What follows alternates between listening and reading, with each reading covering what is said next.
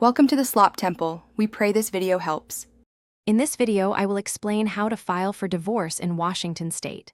First, confirm you meet the residency rules, which typically means one spouse has lived in Washington for at least 6 months. Next, gather all essential financial and personal documents, like tax returns and bank statements. Finally, decide if you and your spouse will file jointly, which can simplify the process, or if you will file individually.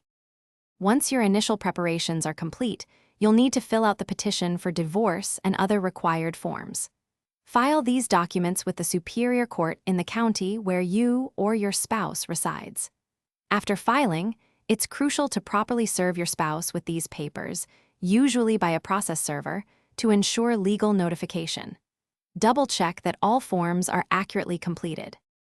After being served, your spouse typically has 20 days to file a response if served within Washington.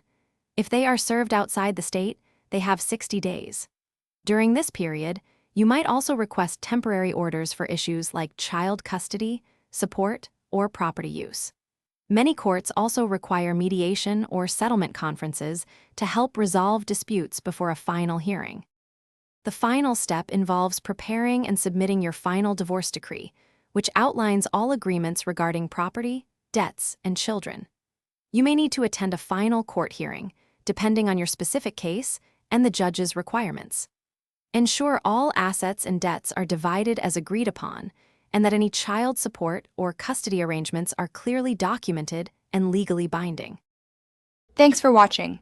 Consider subscribing if we helped you.